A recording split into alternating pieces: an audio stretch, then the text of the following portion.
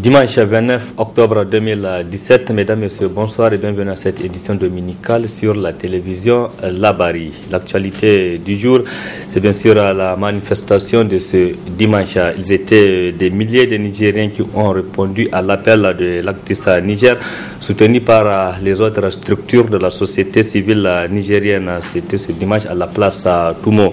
Objectif de cette sortie est de manifester donc le mécontentement aux autorités relativement au projet de loi de finances 2018 actuellement à l'Assemblée nationale. Retour sur les événements de ce matin dans ce reportage signé Ismaël Moumouni et Ibrahim Abdou. Manifester leur mécontentement contre le projet de loi de finances qui ne cesse de défrayer la chronique, c'était l'objectif visé à travers ce rassemblement initié par Actis Niger à la place Toumo. Mais les participants à ce rassemblement ont exigé aux organisateurs de diriger une marche de protestation jusqu'à la place de la concertation. Ça dit, il faut que les gens soient... Il faut que les gens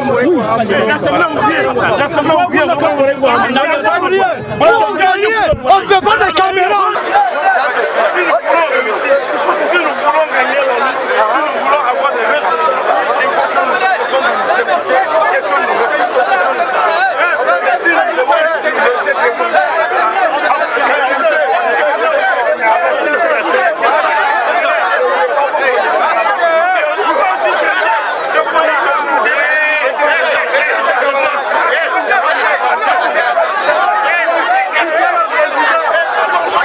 la rage et la détermination de contraindre le gouvernement d'y renoncer à ce projet de loi qui est tellement boudé a conduit ces manifestants à prendre le taureau par le cornes en décidant d'eux-mêmes en destination de la place de la concertation.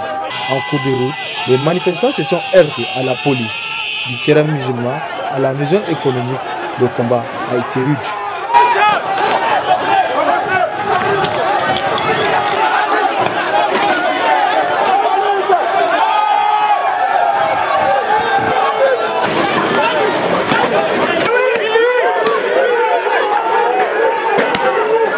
Des jets de pierres et de gaz lacrymogènes, des voies barricadées, des pneus brûlés, poursuites, bref, tout ressemble à un film de Hollywood. Mais ce n'est pas c'est la dure et triste réalité d'affrontement entre des frères nigériens. Les manifestants ont arrêté la police par des pierres et la police les a aussi arrosés avec du gaz. Cette émeute est le fruit de ras-le-bol de la population contre certaines décisions prises par le gouvernement.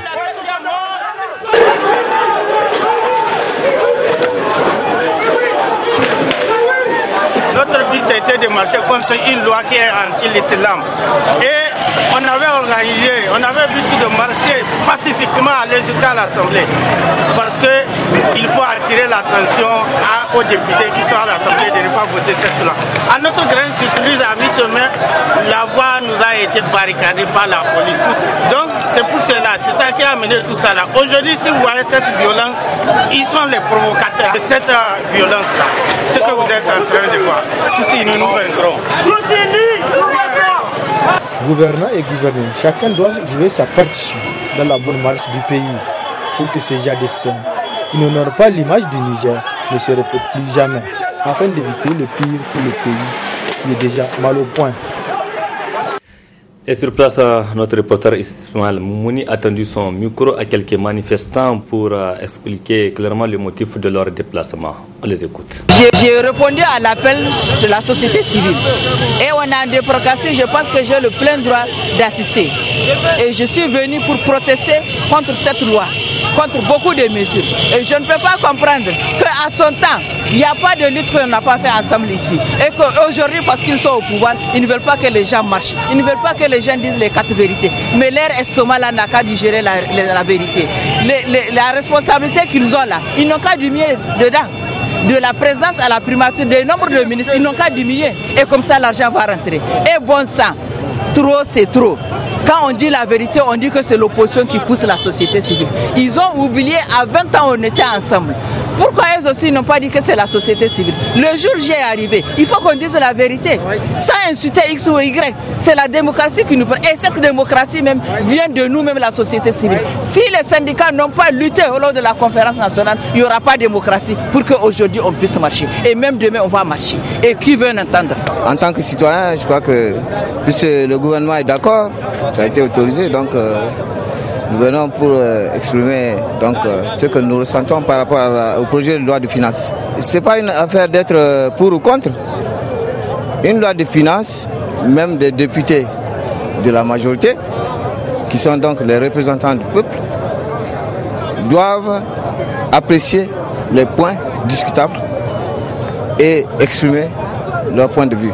Parce que de toute façon, le gouvernement, entre les intérêts, disons, du gouvernement et les intérêts du citoyen, il y a toujours une négociation. Donc forcément, il faut négocier, puisque c'est le citoyen qui va supporter la charge. C'est le citoyen qui va, donc, pour parler vulgairement, payer les impôts. Donc la facture, il est normal qu'on puisse lutter pour avoir le maximum. En étant bien d'accord qu'il faut bien des impôts. Il faut payer des impôts pour qu'un État fonctionne. Je me rappelle de 96 à 99, ceux-là même qui sont en train d'imposer avaient demandé une désobéissance fiscale. Est-ce que, je ne sais pas si vous vous rappelez, déjà de ne pas payer les impôts. Bon, nous on dit qu'il faut payer, mais il faut payer équitablement l'impôt. Voilà, vous avez vu donc l'ambiance qui régnait ce matin dans la ville de Niamey, l'ambiance un peu électrique, des manifestants qui étaient sortis pour exprimer leur mécontentement face aux autorités, donc relativement au projet de loi de finances actuellement sur la table de l'Assemblée nationale. Et pour revenir sur la manifestation de ce matin, nous recevons sur ce plateau le président du MPCR, Nuhu Mahamadou Arzika. Bonsoir. Bonsoir, M. Hassan. Et merci d'avoir accepté notre invitation pour revenir sur les manifestations, donc la manifestation violente de ce matin qui a un peu dégénéré. Et Actis a appelé à un meeting que vous avez soutenu. Et parlez-nous un peu de cette manifestation, votre participation à ce meeting de ce matin. Je vous remercie.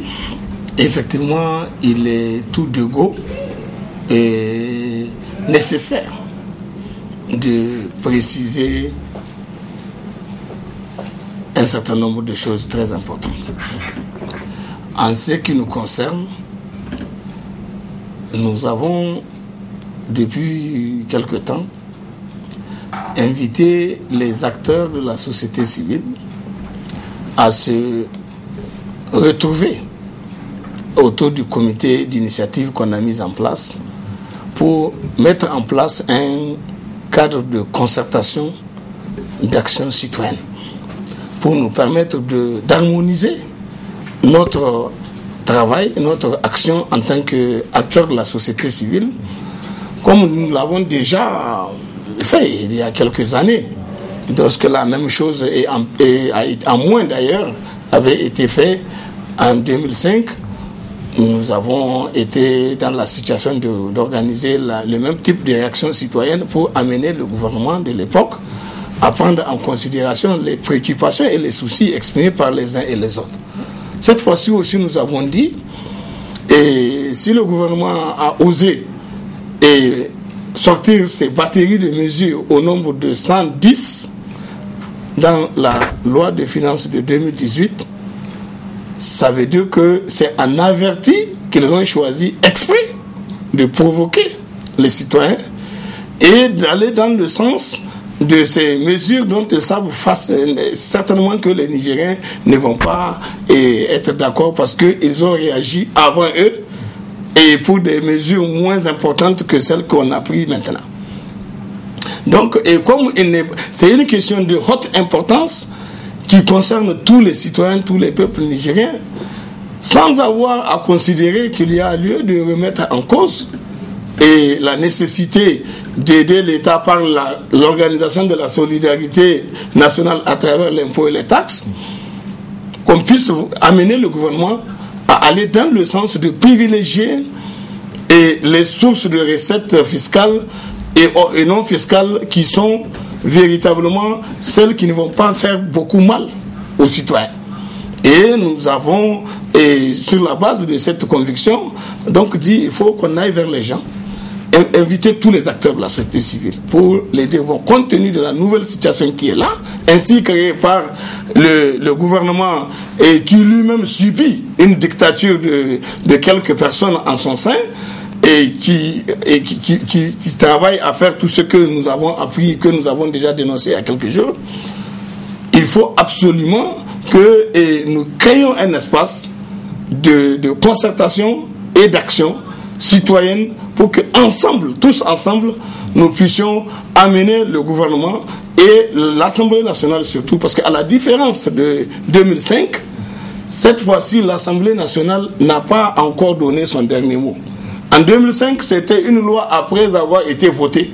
Mais cette fois-ci, c'est une loi avant d'être votée qui est déjà dans la rue et que tous les citoyens ont connaissance. Et donc, par conséquent, il y a une chance assez importante de saisir l'occasion de la session, de la présence des députés, pour qu'on puisse attirer leur attention sur le fait qu'il faut qu'ils évitent d'accepter de suivre et le ministre des Finances qui a été reformaté tout à fait récemment avec leur rencontre avec le ministre des Finances français, qui les a fait comprendre qu'ils ne seront plus prêts à donner, comme on dit, l'aide budgétaire comme d'habitude, mais qu'ils peuvent les aider à revoir leur système fiscal pour essayer de mobiliser le maximum d'argent au niveau de leurs citoyens.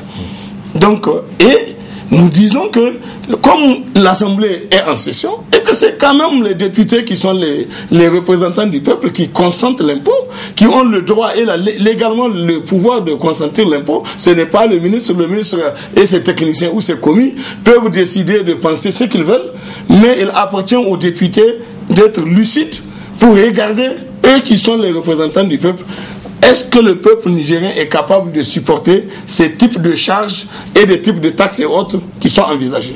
Et si ce n'est pas possible, en tant que représentants du peuple, ils peuvent demander au gouvernement de revoir sa copie. Ils peuvent décider de le faire revoir sa copie parce que c'est eux qui sont les élus du peuple et non le ministre.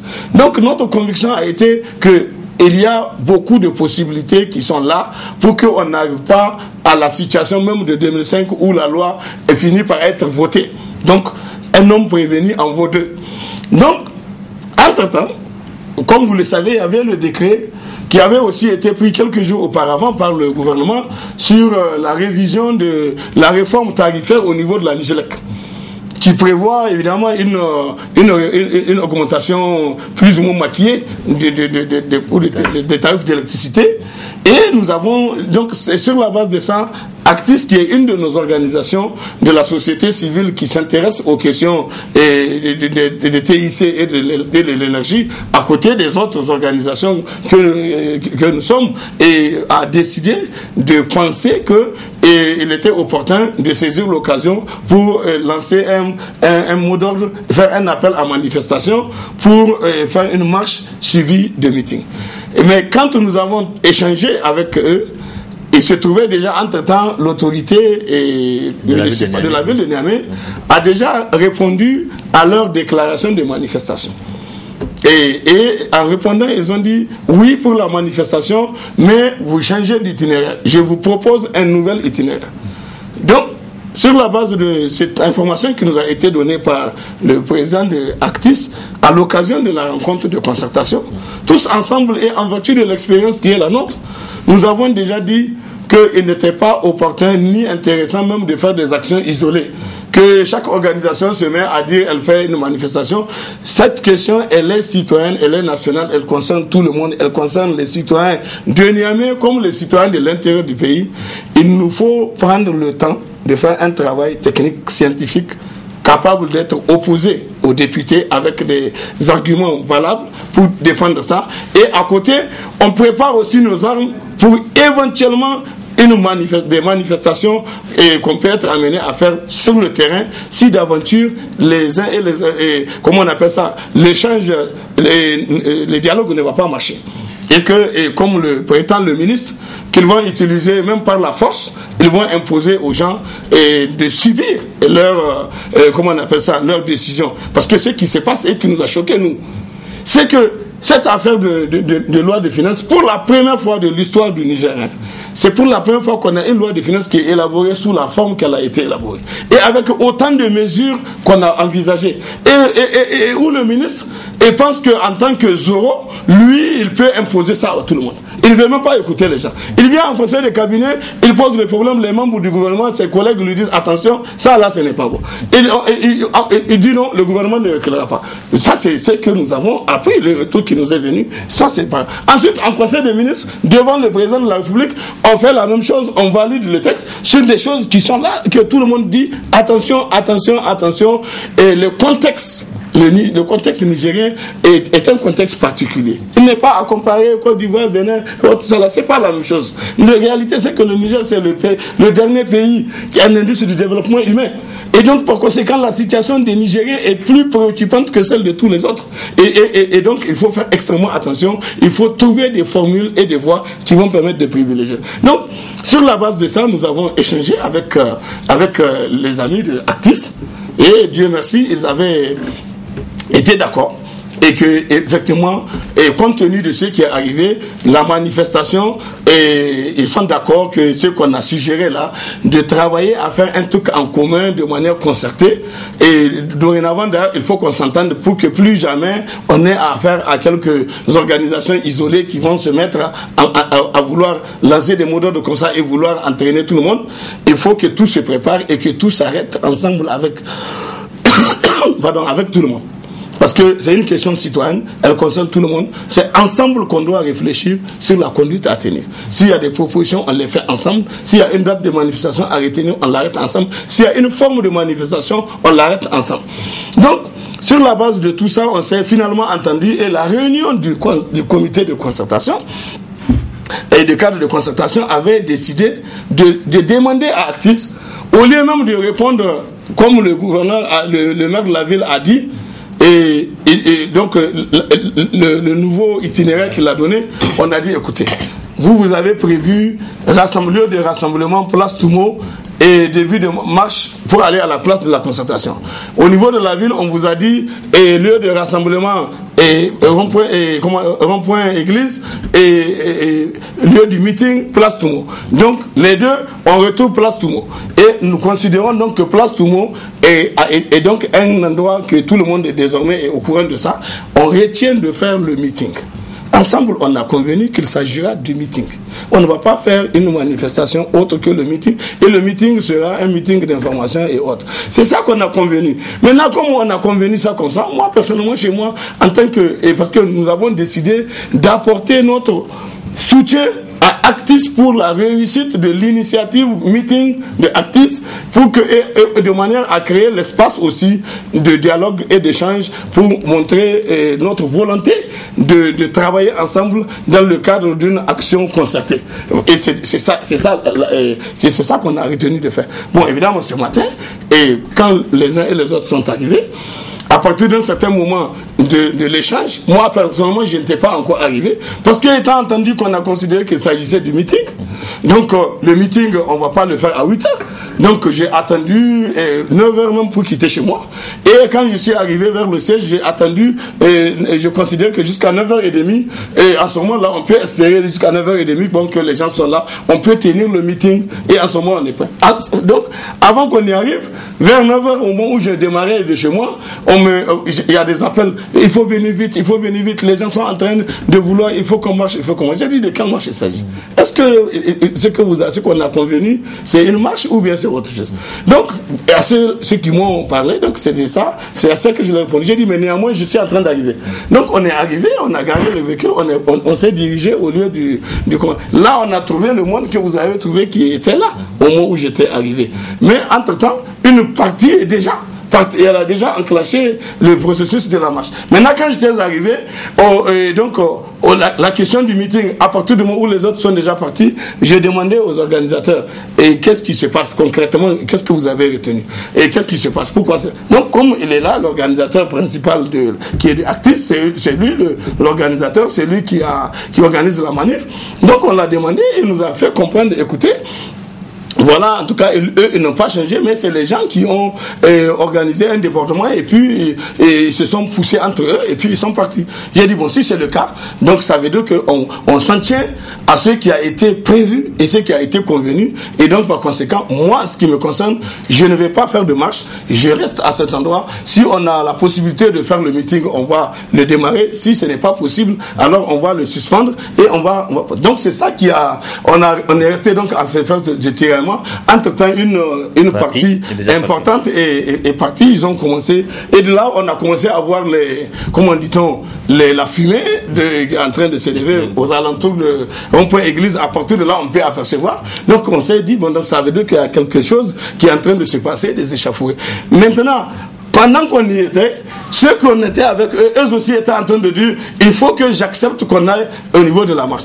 Et j'ai dit, mais d'abord, c'est pas moi le principal organisateur de la manif, c'est pas moi qui vais changer. Moi, je peux pas changer ce qu'on a arrêté en réunion. C'est pour ça que dans ma ligne de conduite, j'ai toujours dit que tout ce qu'on va faire, c'est ce qu'on convient. Si on n'a pas convenu de quelque chose, on ne le fera pas. On ne va pas faire de l'improvisation. Nous, on ne peut pas faire de l'improvisation. L'improvisation, c'est de l'anarchie. Et donc, par conséquent, nous n'allons pas le faire. Donc, on est resté donc en train de faire des échanges avec tous ces gens-là, jusqu'à ce que finalement, on s'est même, à partir de ce moment donné, j'avais quitté la place Toumo, je me suis dirigé vers le rond-point 6e pour arriver à cet endroit. Donc, je me suis arrêté là. J'ai dit, jusque-là, on est dans le territoire autorisé. Parce que la manif, elle est autorisée pour Actis de rond-point église à la place Toumo en passant par le rond-point 6e.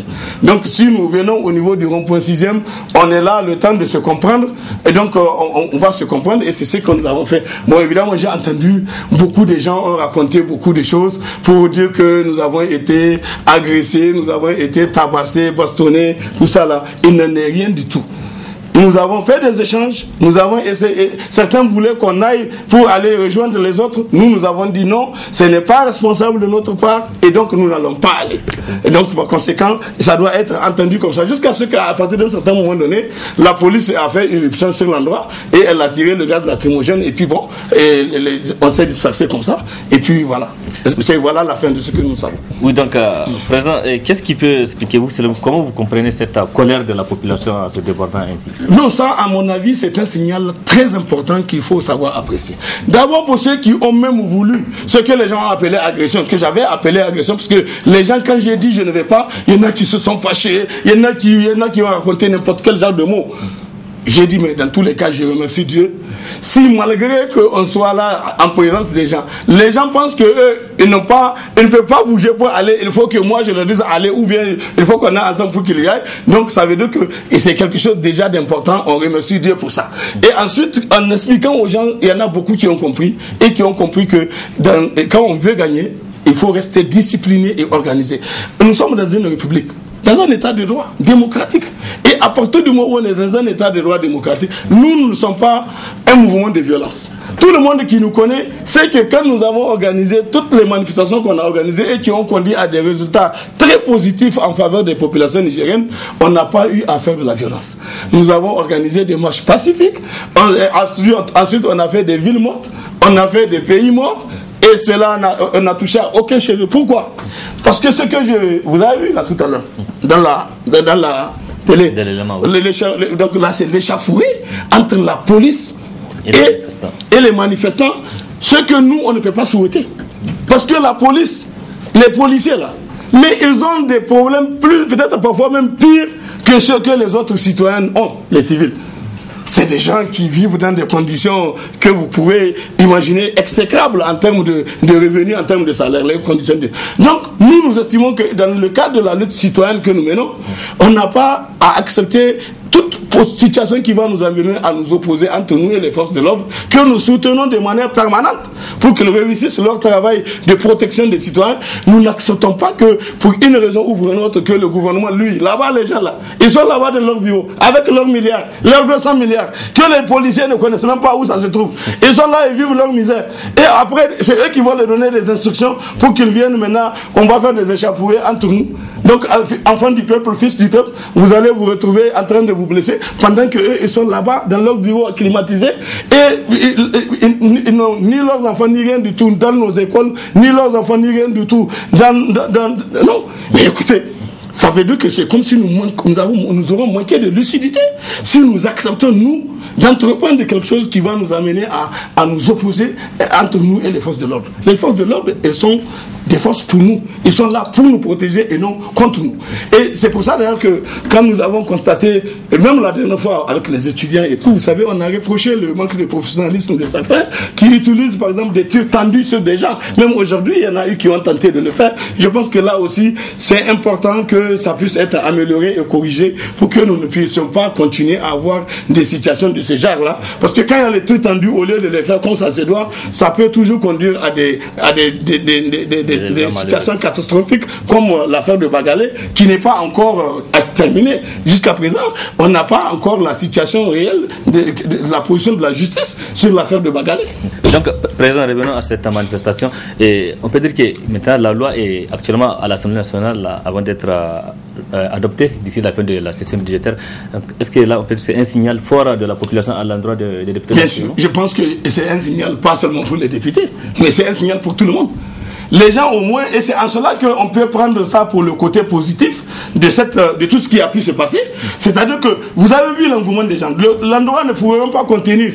Après que la première vague est partie, que quand nous sommes arrivés, ceux qui étaient là ont pratiquement aussi rempli le même endroit. Donc c'était impossible que la place du monde puisse contenir tous les manifestants, sans compter qu'il y a d'autres même qui étaient un peu dans les ruelles, en train d'attendre qu'on dise top, on va à la manif. Parce que certains sont là et ils attendaient qu'on marche. C'est ça qui les intéresse, c'est pas rester au même endroit pour faire le meeting. Parce qu'il y a un problème de communication.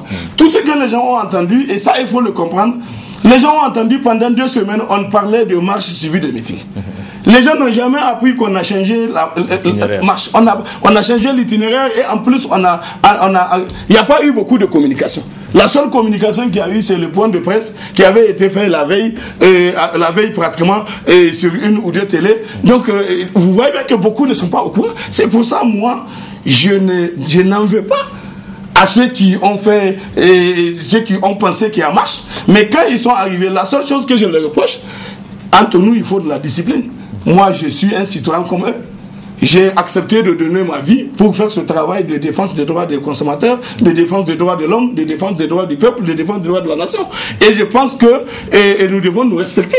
Quelqu'un ne peut pas être là en train de penser qu'il a le droit de nous agresser. Parce que tout simplement, même verbalement, parce que nous avons dit que ce qui est autorisé légalement, c'est meeting. À partir de l'instant où officiellement, légalement, c'est ce que nous avons. Maintenant, si vous avez été mal informé, vous acceptez de nous écouter si vous avez véritablement confiance à la démarche que nous avons engagée. Parce qu'après tout, quand même, c'est nous qui avons engagé cette démarche. C'est pas vous qui avez décidé de sortir par vous-même. Donc, ceux qui ont organisé la manif vous ont invité, comme vous le dites, on vous a invité. Maintenant, si ceux qui vous ont invité vous ont dit, écoutez, compte tenu de ceci, de cela, voilà ce qu'il faut faire et voilà ce qu'on a retenu. La discipline citoyenne, la courtoisie nécessite qu'on puisse accepter de nous écouter au lieu de chercher à faire des agressions verbales telles qu'on a eu à les enregistrer et même se fâcher pour aller au-delà de ce qui est prévu. Parce que comme nous l'avons dit, écoutez, les manifestations ont débordé de là où on sait. Moi, je ne sais rien de ce qui s'est passé dans la ville aujourd'hui. Maintenant, après, on m'a dit qu'il y a eu des gens qui sont partis à des endroits, à tel ou tel endroit, il y a eu même des pneus qui ont été brûlés. Donc tout ça, c'est de l'imprévu. Oui. C'est des situations que vous avez vues quand on a vu tout à l'heure l'élément que vous avez donné. Mais il nous montre qu'il y a eu vraiment des vrais échauffourées entre les forces de l'ordre et les citoyens. Oui. Et donc, justement, Président, le temps de revenir avec vous, on va retourner donc à la régie pour un peu suivre, pour faire le constat après cette manifestation des dégâts donc occasionnés après la manifestation. Donc je vous propose de suivre cet élément signé Ismaël Moumouni et Ibrahim Abdou. Résidus de pneus et autres objets brûlés pour servir de barricade afin qu'ils ne puissent pas être atteints par la police. C'est le constat des lieux où se sont déroulés les affrontements entre la police et les manifestants anti-projet de loi de finances 2018. L'émeute a été tellement violente que tous les commerçants se trouvant sur l'itinéraire de passage des manifestants ont préféré fermer. C'est après avoir dispersé les manifestants et dégagé tous les objets qui bloquent le passage des rues que les activités ont repris. On ignore pour le moment les bilans, mais ce qui est sûr, les dégâts sont énormes. que ce soit du côté des manifestants ou de la police, mais surtout des commerçants.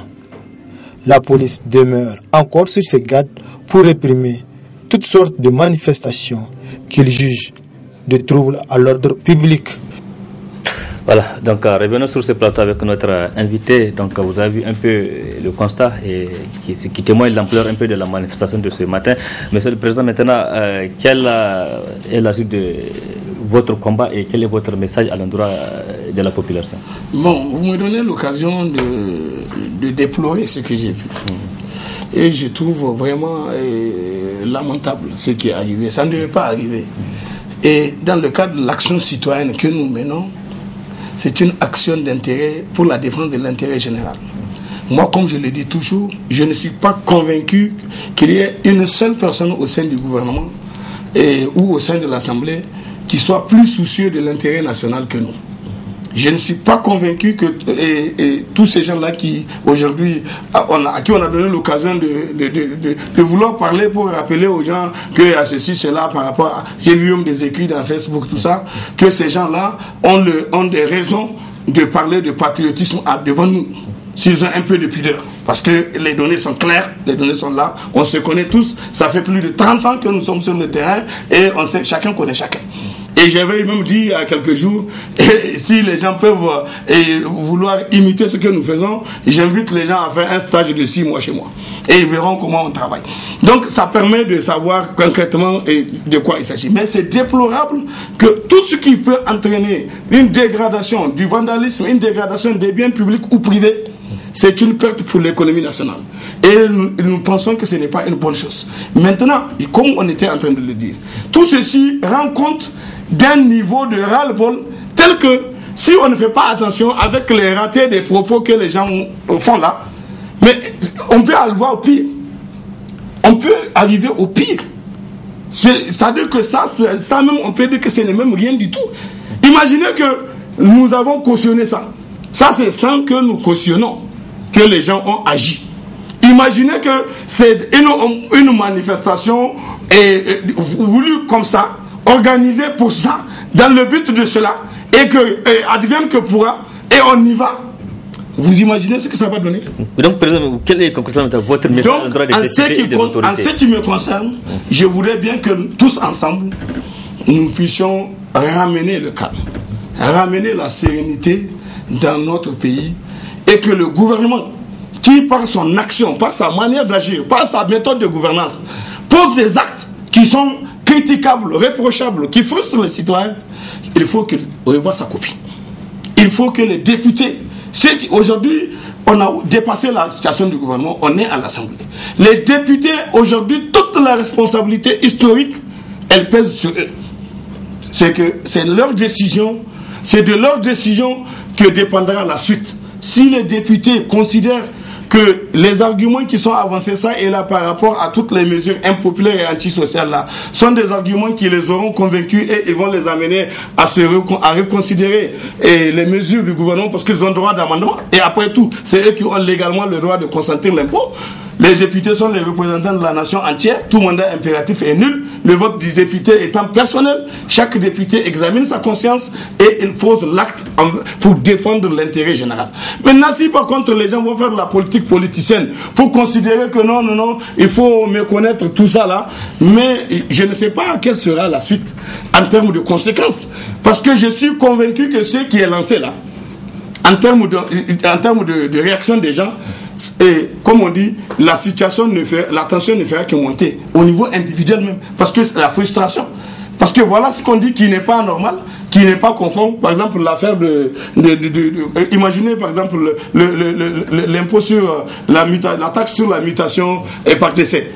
Les gens ont dit avant on ne savait pas ce que c'est. Les gens, on a hérité d'un code général des impôts, M.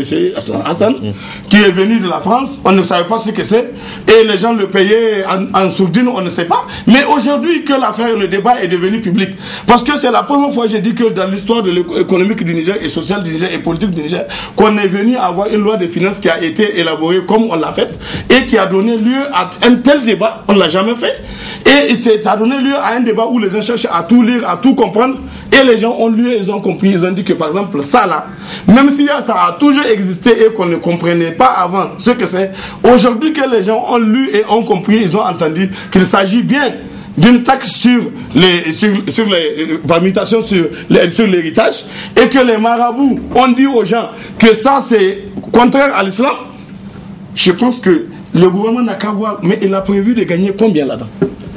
Est-ce que ce qu'il a prévu de gagner là vaut la peine de créer une situation qui va aujourd'hui nous amener à être en conflit avec nous-mêmes? Encore que j'ai entendu des gens qui se sont présentés comme étant eux-mêmes ils sont des érudits en islam, eux-mêmes ils sont des musulmans, eux-mêmes ils font ceci, ils font cela, et qu'ils posent le problème en ces termes, et ils considèrent qu'à cause de ça ils ne vont pas reculer. Pour ceux qui pensent qu'ils ne peuvent pas reculer, il n'y a pas de problème. Le moment venu, on verra. Ce n'est pas une affaire de reculer, ils vont même sauter. Oui, c'est ça qui risque d'arriver. Et je ne souhaite pas qu'on mette notre pays et notre peuple dans une telle situation. On n'a pas besoin de ça. Notre pays est suffisamment fragile, on a suffisamment de situations pour que les uns et les autres ne se permettent pas un certain type de comportement qui peut conduire le pays encore à se retrouver dans l'abîme. Président, donc, en une minute pour finir avec vous, maintenant, quelle est la prochaine sortie des acteurs de la société civile et le cadre que vous avez créé? Et vous regrettez toujours la même direction entre vous, les différents acteurs? Inch'Allah. Déjà, nous avons convenu, Inch'Allah, comme on l'a déjà fait, on va inviter les gens à une réunion, comme par les mêmes moyens qu'on connaît. Lorsqu'on aura identifié le jour et l'heure, on va inviter les gens pour qu'ils viennent, on va faire le point de la situation. On fera le point de la situation. Et quand on ne fera faire le point de la situation, ça va nous permettre de dégager les perspectives. Déjà, à la réunion et le lancement du cadre de concertation, et nous avons déjà convenu de quelque chose. Nous avons dit, écoutez, pour le moment, ça c'est comme même le meeting là a vocation d'être juste un meeting d'information. Mais il n'est pas un meeting même pour être dans la position de considérer que c'est la fin. Non.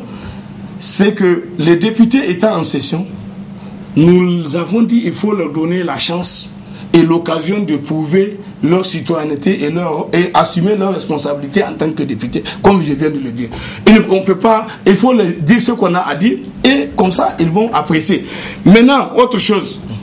Nous avons mis en place un comité de travail qui réfléchit sur toutes les mesures sur lesquelles nous pensons qu'il y a problème. Et même les mesures que le gouvernement a abandonnées. Nous avons dit que ce n'est pas normal que le gouvernement abandonne certaines mesures, par exemple la taxe sur la tartine, qui rapporte près de 30 milliards à l'État chaque année, la tourtelle près de 17 milliards à l'État.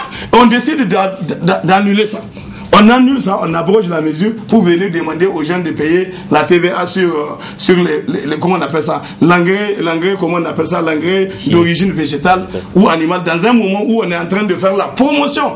C'est là où ils sont contradictoires, ces gens-là. Ils disent qu'ils font 3 ans, ils font la promotion de la culture irriguée, ils veulent encourager les gens à produire, et en même temps, ils prennent des mesures qui sont de nature à aggraver le coût de la production et des entrains au niveau des gens qui sont engagés dans ce processus. Donc il y a des contradictions par rapport à la démarche. Donc nous avons dit, on va faire ce travail, on aura l'occasion, en tout cas on envisage d'espérer un temps de rencontre avec les députés au niveau de la commission et probablement la commission des finances qui centralise toutes les observations. Et en fonction de l'occasion qu'ils nous auront donnée et des discussions qu'on aura faites avec eux, et si on se sera entendu sur comment on appelle ça, sur tout ce que nous avons fait comme observation et que les députés ont noté et ont enregistré, donc nous considérons que l'affaire est close. Maintenant, si par contre, malgré tout ce que les uns et les autres auront à dire, et le gouvernement et les députés vont maintenant faire cause commune, comme nous avons entendu certains qui sont en train de vouloir politiser l'affaire, en train de vouloir dire non, c'est comme si les gens veulent s'en prendre, c'est leur régime qu'on veut abattre, et que l'État a besoin des impôts, l'État a besoin des taxes. Personne n'a jamais dit que l'État n'a pas besoin de taxes. Mais quelles taxes?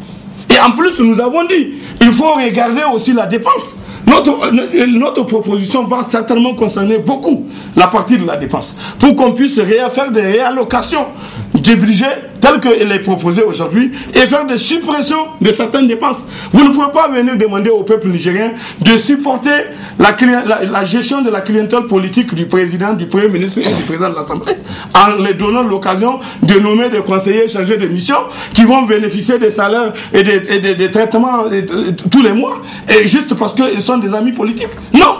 Il faut un gouvernement de 43 membres avec des conseillers, et comment on appelle ça, conseillers spéciaux avec rang de ministre, qui coûtent aussi cher pour un truc inutile pour l'essentiel. Nous avons dit que ça, le gouvernement doit regarder ça. Parce que le tout n'est pas de collecter la recette, mais pour quel usage? Si c'est pour des projets utiles, vous imaginez qu'aujourd'hui, ce pays, depuis 6 ans, on ne fait que la consommation, la promotion de la consommation. Tous ceux qu'ils ont hérité du régime passé, ils se sont mis à le dispatcher. Aujourd'hui, pour payer le salaire, on est obligé d'emprunter de l'argent. Faire des emprunts obligataires. Prêter de l'argent au niveau des banques pour venir payer le salaire. Ça veut dire payer la consommation. Mais comment on peut espérer que l'avenir va être meilleur? Parce qu'on emprunte pour investir et pour financer des projets générateurs de revenus, des projets structurants capables de permettre de pouvoir générer les ressources suffisantes pour que les générations futures qui seront appelées à hériter de leur gouvernance, de l'État, qu'ils aient aussi de quoi payer les dettes qu'ils ont prises. Mais vous ne pouvez pas prendre les dettes et les dépenser et à volonté, comme aujourd'hui, vous savez, il y a beaucoup d'anticipations qu'ils ont faites. Ils ont demandé à certaines institutions de leur avancer de l'argent, soit en impôts, soit en d'autres choses, et pour qu'ils puissent les consommer pour des choses qui doivent intervenir dans 5 ans, dans 10 ans. Comment un gouvernement qui n'a qu'une durée de 5 ans va se donner le droit d'engager l'État sur des choses, des recettes qui sont normalement censées intervenir dans 5 ans ou dans 10 ans? Voilà, donc, pour terminer, je plaide pour une prise de conscience aiguë de chacun de nous. Ce pays-là, c'est le nôtre. Personne ne viendra le construire à notre place. Et nous devons faire l'effort citoyen de nous accepter les uns les autres et de comprendre que, c'est pas parce qu'on est ministre qu'on pense qu'on est au-dessus de tous les autres citoyens et qu'eux n'ont pas leur place et non que la place, le devoir de subir, le devoir d'accepter, le devoir de payer. Non! Ça ne doit pas se passer comme ça. On a des dossiers qui sont là.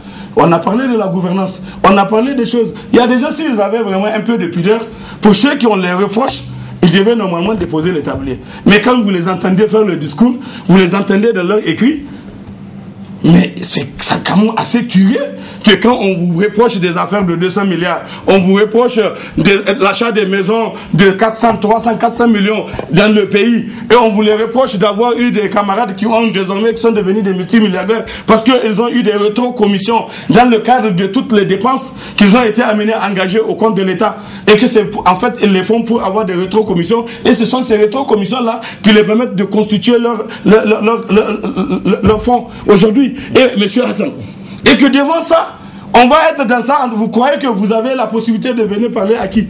Et vous voulez faire peur à qui?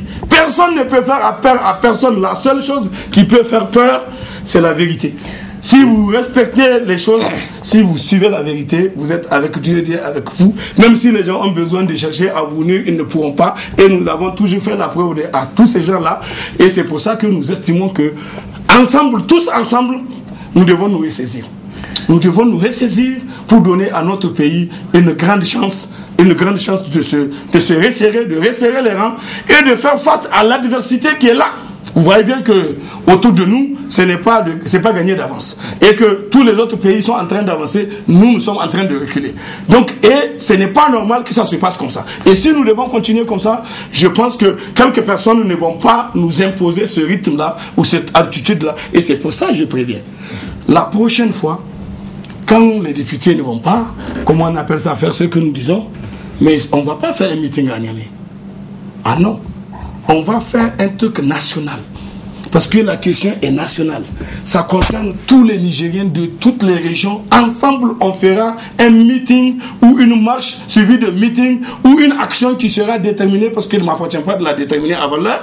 Quand elle sera déterminée, elle sera une action nationale et citoyenne.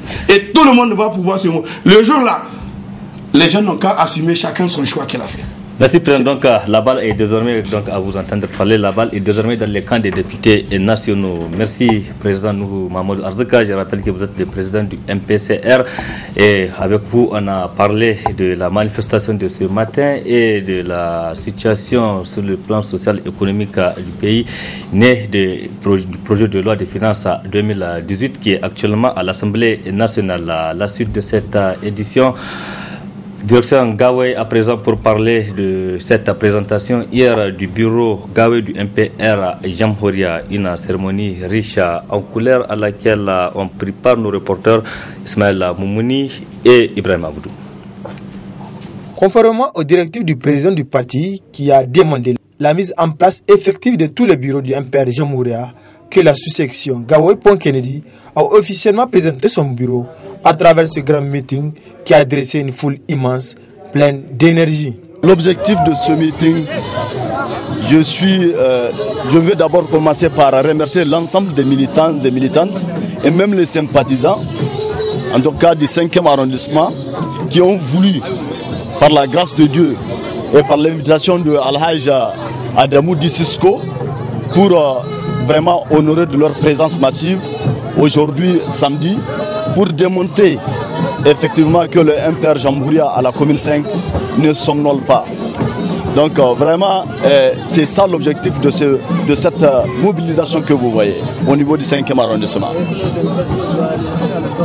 Comme je l'ai dit, ça fait pas longtemps sur vos ondes, et j'ai précisé lors de la mise en place de la coordination de la commune 4 que le président Harouna Mabé a l'honneur de gérer. Aujourd'hui, l'objectif est déjà lancé à partir de cet instant.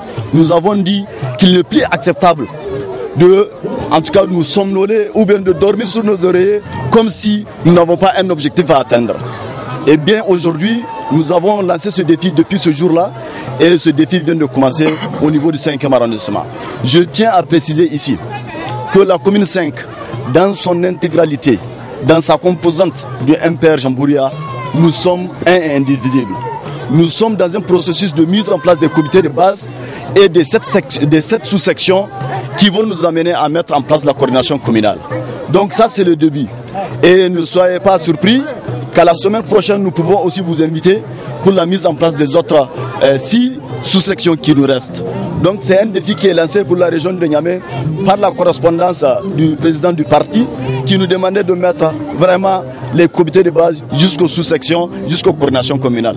Ce bureau qui est ainsi composé de 7 membres, dont à sa tête El-Hadj Amadou Ibrahim Dissisco, le président du MPR Jamhouria du 4e arrondissement, invite tous les militants à épauler ce bureau. Sentiment de satisfaction. Je suis vraiment satisfait, surtout de l'engouement et de la forte mobilisation que j'ai trouvé au niveau de la sous-section Pont Kennedy Gawé. Et je félicite par la même occasion le bureau de la sous-section Pont Kennedy Gawé, à la tête duquel on a placé notre camarade Adamou Dissisco. Et je l'encourage, je le félicite, lui et son équipe, et je prie aussi les militants de l'accompagner dans la lourde tâche qui lui a été vraiment confiée. La tâche ne sera pas certes facile, mais El-Hadj Amadou Ibrahim Dissisco compte l'exécuter avec brio, et c'est là pour le seul but du rayonnement du MPR Jamhouria. Après les différents rites du Hajj et de la Oumra 2017, le premier responsable de l'agence de pèlerinage pour le Hajj et la Oumra, Bab Maka, a jugé utile d'organiser une cérémonie pour remercier officiellement l'ensemble du personnel et les pèlerins qui ont fait confiance à l'agence. C'était ce dimanche au siège de l'agence. C'est une cérémonie pleine de signification pour les responsables de l'agence de voyage Baba Maka, réputée dans l'organisation du Hajj et de la Oumra. Il s'agissait à travers ce cadre de remercier tous ceux qui ont contribué à la bonne organisation du Hajj et Oumra 2017, mais aussi remercier tous les pèlerins qui ont fait confiance à cette agence. Hajj 2018 Takama lalle ta kama da taru sunayen alhazai wanda da adda niyya bisa ga bare gele tun da kin wuri sai ya ga muna bare gele yake so. Les inscriptions pour le Hajj 2018 ont déjà commencé. Les gens peuvent venir s'inscrire. Il y a des vols charters et des vols réguliers. Et nous invitons particulièrement les fonctionnaires qui ne veulent pas dépasser 25 jours en ville sainte de bien vouloir s'activer pour qu'on puisse les insérer dans les vols réguliers, afin qu'ils ne puissent pas dépasser les temps de congé qui leur sont accordés. to ya kamata tun da kin yi wuri ya zo tuntube mu. L'agence Bab Makka dresse ainsi le bilan des activités du Hajj et de la Oumara édition 2017, mais aussi parler des perspectives. Du bilan du Hajj 2017, il est à noter que tous les pèlerins inscrits ont été convoyés en bonne et due forme. Pas d'incident majeur. Il est à noter qu'il y a eu 3 décès, dont les hommes. Par ailleurs, nous informons l'opinion nationale et internationale que le Hajj 2018 est ouvert. Et cette année, il y a eu une nette amélioration aussi du vol régulier dont l'agence Bab Makka a programmé pour les pèlerins qui se sont préparés. L'agence de pèlerinage pour le Hajj et la Oumra Bab Makka est connue pour la qualité de la prestation qui n'a jamais fait défaut, raison pour laquelle elle reste et demeure leader de l'organisation du Hajj et de la Oumra au Niger. Direction Centre Amir Sultan de Niamey à présent, qui a servi de cadre hier à la cérémonie de remise de diplômes aux étudiants en fin de formation à l'université Mohamed Katna. C'était hier donc une cérémonie riche en couleurs qui a vu le sacre qui a donc concerné du moins une quarantaine d'étudiants en fin de formation qui ont reçu leur diplôme. La cérémonie s'est déroulée en présence de Ibrahim Ismaël Moumouni et Abdel Nasser Seydou. Offrir des parchemins à leurs étudiants après des années de dur labeur, c'est à cette tâche que s'est acquittée l'Université internationale El-Hadji Mahmoud IV à travers cette cérémonie. Les étudiants se disent satisfaits de la qualité de formation reçue dans cette prestigieuse université. Ce jour n'est pas un jour comme les autres. C'est un jour dont nous nous souviendrons longtemps et auquel nous repenserons certainement avec beaucoup de nostalgie. Il marque en effet la fin d'une période de vie de partage, mais également le premier jour du reste de vie. Et nous, les Royaux, nous pouvons être fiers dorénavant de ces diplômes, des diplômes reconnus par l'État. Fiers de la formation, de la bonne qualité de l'université El-Hadji Mahmoud IV qui nous a donné des atouts importants pour la vie spirituelle et professionnelle. Après avoir félicité les diplômés, le recteur de l'université dresse une brève présentation de son école. Comme vous le savez, l'université internationale El-Hadji Mahmoud IV est créée en 2013 et elle a pour vocation de former les étudiants suivant le système LMD selon les normes modernes de rigueur et de compétences requises pour s'insérer rapidement dans les marchés du travail. 3 types de formations sont disponibles, à savoir la formation initiale, la formation continue et la recherche. Nous accueillons les étudiants nigériens et ceux de la sous-région dans nos différentes facultés. L'université dispose actuellement de 4 facultés et instituts d'apprentissage de la langue arabe. Quant au représentant du ministère de l'Enseignement supérieur, il a tenu à souhaiter bonne chance aux diplômés. C'est un agréable plaisir de rappeler que l'enseignement supérieur au Niger est l'un des pivots pour la politique de formation au Niger. Et l'université islamique aujourd'hui vient agrandir le paysage, l'environnement de l'enseignement supérieur par la qualité de sa formation. Cela cadre avec la politique nationale en matière de formation du supérieur. Cette première promotion, baptisée promotion Cheikh Nasser Hamdan, est composée d'une quarantaine d'étudiants. Pour rappel, l'Université internationale Mahmoud IV a ouvert ses portes depuis 2013 à Niamey. Point final de cette édition. Merci à vous de l'avoir suivi. Restez en compagnie du programme de la télévision Labari. Excellente nuit à toutes et à tous et surtout bon début de semaine. Au revoir.